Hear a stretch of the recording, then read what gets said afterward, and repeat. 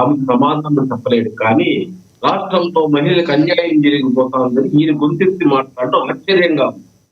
Sir MP nude వీడియోలు ఏదైతే YSRCP MP nude వీడియోలు వదిలినప్పుడు జగన్మోహన్ రెడ్డి గారి 4 గోళ్ల మధ్యలో ప్యాలెస్ లో పనుకో ఉన్నాడా?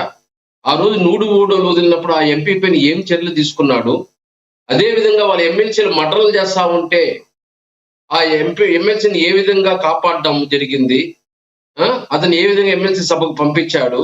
మరి ఆ రోజు కనపడలేదా అక్రమాలు? అదే విధంగా నూడు వీడియోలు, అదే విధంగా మంత్రులు గంట అరగంట అని మాట్లాడుతా ఉంటే మహిళలతో, ఆ రోజు మహిళలపైన జరుగుతున్న ఈ శాడిజం జరగలేదు, తెలియదా జగన్మోహన్ రెడ్డి గారికి? అదే విధంగా సొంత చెల్లెల పైన వరా రవీంద్రారెడ్డి అసభ్యకరమైన మాటలు మాట్లాడడం, అసభ్యకరమైన ఇది చేస్తుంటే దాన్ని సమర్థించాడే గాని జగన్మోహన్ రెడ్డి గారు సొంత చెల్లెల్ని ఏమన్నా సపోర్ట్ చేయడం జరిగిందా? ఇవన్నీ జగన్మోహన్ రెడ్డి గారు రాష్ట్ర ప్రజలు మర్చిపోయారు అనుకుంటున్నారు. ఈ రోజు యూట్యూబ్ లో కొట్టి చూస్తే మొత్తం జగన్మోహన్ రెడ్డి గారి ప్రభుత్వంలో ఏదైతే అరాచకాలు జరిగినాయో, అవినీతి జరిగిందో, అదే విధంగా మహిళపైన అత్యాచారాలు, మహిళపైన దాడులు జరిగిందో తెలుగుదేశం పార్టీ నాయకులు చంద్రబాబు నాయుడు గారు పుస్తకాలు రాసి తీసుకొని పోయి గవర్నర్ కి, రాష్ట్రపతికి ఇవ్వడం జరిగింది. యూట్యూబ్ కొట్టి చూడమని చెప్పండి. ఆ రోజు వైఎస్ఆర్సీపీ పరిపాలన 5 సంవత్సరాల్లో ఏ విధంగా మహిళలపైన అత్యాచారాలు చేశారు ఎమ్మెల్యేలు, మంత్రులు, అదే విధంగా ఎమ్మెల్సీలు హత్యలు చేశారు, అత్యాచారాలు చేశారు, సాధారణ మహిళలపైన దాడులు చేశారు, అక్రమంగా ఆస్తులు కాజేశారు. ఇవి అన్ని పుస్తకాలుగా రాసి ఏదైతే గవర్నర్ కి, రాష్ట్రపతికి ఇచ్చారు. యూట్యూబ్ లో కొడితే తెలుస్తాయి. ఏదో జగన్మోహన్ రెడ్డి గారు గతం ప్రజలు మర్చిపోయినారు అనుకుంటే కరెక్ట్ గా వేణుగోపాల్ గారు మీరన్నదే నిజం అనుకుంటే అందుకే కదా ప్రజలు మరి మిమ్మల్ని సింహాసనం ఎక్కిచ్చారు. మీరేం చేస్తున్నారు? సొంత చెల్లెలికి అన్యాయం చేసేసి ఈ రోజు లోకేష్ గారిని మార్పింగ్ చేశారు. మందు ఆగేది, మహిళలతో ఉండేది మార్పింగ్ చేసిన వీడియోలను ఆల్రెడీ ఎగ్జామ్లో తేలినాయి. దాన్ని నిన్న ఒంగోలు సభలో మాట్లాడడం ఆశ్చర్యంగా లేదు? జనాలకి అంత నాలెడ్జ్ లేదనుకుంటున్నారా? అది మార్పింగ్ వీడియోలా, లేకపోతే లోకేష్ గారి చంద్రబాబు నాయుడు గారి పెంపకం అనేది? ఈ రోజు లోకేష్ గారు రాష్ట్ర ప్రజలపైన, మహిళలపైన ఎంత గౌరవం, తన తల్లిని ఏ విధంగా అసెంబ్లీలో మాట్లాడినాడు. పదే ఏ మహిళకి ఈ విధంగా అన్యాయం జరగకూడదు, మహిళల్ని ఎవరు కించపరిచి మాట్లాడకూడదు, మహిళల్ని ఎవరు సోషల్ మీడియాలో పెట్టకూడదు, అన్పార్లమెంట్ పెడితే వాళ్ళు ఖచ్చితంగా వాళ్ళు శిక్ష వేస్తాను, వాళ్ళపైన యాక్షన్ తీసుకుంటాను అని చెప్పి పదే లోకేష్ గారు చెప్తుంటే నిన్న ఒంగోలులో మార్పింగ్ వీడియోల గురించి మాట్లాడతారు. అదే విధంగా డ్రగ్స్ మాట్లాడతారు. ఎంపీ డ్రగ్స్ అంటే రాష్ట్రంలో జగన్మోహన్ రెడ్డి గారి ప్రభుత్వంలో ఏ విధంగా గంజాయి, డ్రగ్స్, మారక ద్రవ్యాలు,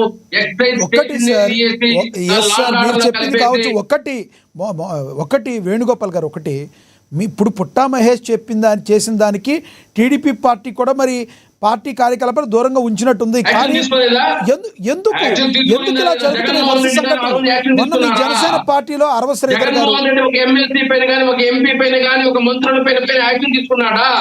ఈ రోజు చంద్రబాబు నాయుడు గారు ఎన్డీఏ కూటమి ఎక్కడైనా సరే ఎవరికైనా అన్యాయం చేసినా, ఎవరికైనా న్యాయం చేసే పరిస్థితిలో ఈరోజు యాక్షన్ తీసుకుంటున్నారే కానీ ఎక్కడైనా కానీ వాళ్ళు సమర్థించే ప్రయత్నం చేస్తున్నాడు జగన్మోహన్ రెడ్డి గారు లాగా, వైఎస్ఆర్సీపీ ప్రభుత్వం లాగా. ఈ రోజు పవన్ కళ్యాణ్ అయినా, చంద్రబాబు నాయుడు గారైనా, మోడీ గారైనా ఎక్కడైనా సరే వాళ్ళ కార్యకర్తలు కానీ, వాళ్ళ నాయకులు కానీ ఎక్కడైనా తప్పుడు ఈ సంకేతాలు పంపిస్తే ఖచ్చితంగా దాన్ని సరిదిద్దుతున్నారు, వాళ్ళపైన యాక్షన్ తీసుకుంటున్నారు.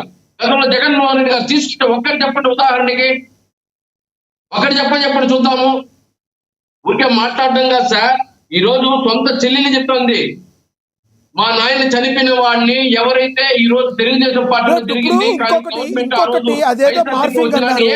అదేదో మార్ఫింగ్ అన్నారు. బాలకృష్ణ గారు గతంలో బంధువులే ఉన్నారు అని చెప్తాంది. కాదు సార్, న్యాయం చేయలేకపోయాడు. బాలకృష్ణ గారు గతంలో ఆడపిల్లలు కనబెడితే ముద్దైనా పెట్టాలి, ఇంకోటైనా చేయాలి, మనం ఉచ్చరించకూడదు అని మాట్లాడినప్పుడు చంద్రబాబు గారు ఇలా మాట్లాడారని గుర్తు చేశారు. దీన్ని గుర్తు చేయడం గల కారణం ఏంటంటారు? ఇంకొకటి, అసలు ఆ చంద్రబాబు గారు అలా ఎందుకు యాక్షన్ తీసుకోకుండా ఉండాలి? బాలకృష్ణ గారు అలా ఎందుకు మాట్లాడాలంటే బాలకృష్ణ సినిమా ప్రోగ్రామ్ లో ఆయన స్టైల్లో ఆయన చెప్పాడు, ఎవరైతే వాళ్ళ అభిమానులు విధంగా మాట్లాడడం జరిగింది. అది అందరూ తప్పని ఖండించారా లేదా? అది ఎప్పుడు జరిగింది?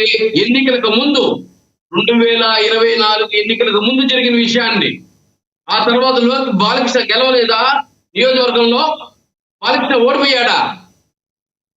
గతంలో ఎప్పుడో జరిగిన దాన్ని నిన్న ఒక్కల సభలో మాట్లాడుతూ చంద్రబాబు నాయుడు ఇట్టన్నాడు, లోకేష్ అట్ట చేశాడు, బాలకృష్ణ ఇట్ట చేశాడంటే అవన్నీ జరిగిన తర్వాత గెలిచారా లేదా? ప్రజల్లో వాళ్ళకి ఆనందం ఉందా లేదా? అవన్నీ మార్పింగ్, అవన్నీ ఏదైతే అభిమానులు ఉత్సాహపరుస్తూ మాట్లాడి ప్రజలు అర్థం చేసుకున్నారు కాబట్టి ఈ రోజు 165 సీట్లు ఇవ్వడం జరిగింది సరే, ప్రభుత్వానికి. చంద్రబాబు గారిని ఇప్పుడు మళ్ళీ తీసుకొచ్చి టీడీపీని టార్గెట్ అయితే చేశారు. ఇప్పుడు పుట్ట మహేష్ దొరికాడు కాబట్టి ఎందుకు మీ అరవ శ్రీధర్ గురించి పెద్దగా మాట్లాడలేదు, జనసేనాని గురించి ఈ మధ్య పెద్దగా ఆయన పట్టించుకోవట్లేదు, కారణం ఏంటంటారు? సార్, జగన్మోహన్ రెడ్డి గారి ఎన్నికలకు ముందే జగన్మోహన్ రెడ్డి గారితో ఏదైతే ప్రశాంత్ కిషోర్ కూడా కొన్ని టీవీ ఛానల్లో చెప్పాడు ఇంటర్వ్యూలో, జగన్మోహన్ రెడ్డి గారు పవన్ కళ్యాణ్ గారి యొక్క మద్దతు కోరడం జరిగింది. కానీ పవన్ కళ్యాణ్ జగన్ గారిని నమ్మలేదు. చంద్రబాబు నాయుడు నమ్మాడే కానీ పవన్ కళ్యాణ్ జగన్మోహన్ రెడ్డి నమ్మలేదు కాబట్టి ఆయన్ని వ్యతిరేకించాడు. ప్రశాంత్ కిషోర్ కొన్ని ఇంటర్వ్యూ టీవీ ఛానల్లో చెప్పారు. ఆయన పొత్తు కోసం ఈయన అల్లాడాడు. కానీ ఈ రోజు ఆయన బలం తెలిసింది.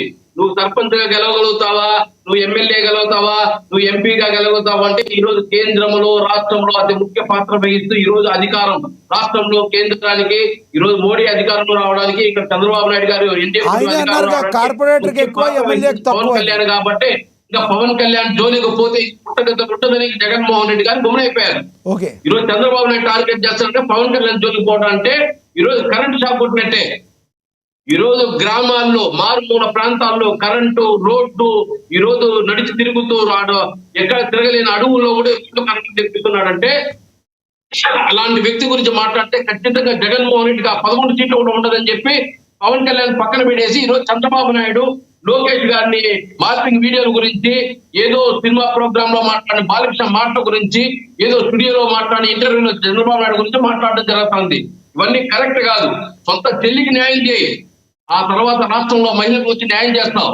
అది సొంత చెల్లికి న్యాయం చేయలేవు, సొంత బంధువులకు న్యాయం చేయలేవు. ఈ రోజు రాష్ట్ర మహిళ గురించి మాత్రం ఉదాహరణేసుకొని చంద్రబాబు నాయుడు మాట్లాడాడు, బాలకృష్ణ మాట్లాడాడు, లోకేష్ మాట్లాడాడు, కరెక్ట్ కాదు. రైట్.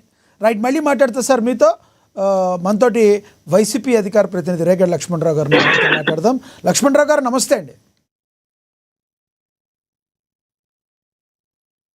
లక్ష్మణరావు గారు నమస్తే. లక్ష్మణరావు గారు, నిన్న జగన్మోహన్ రెడ్డి గారు మాట్లాడారు.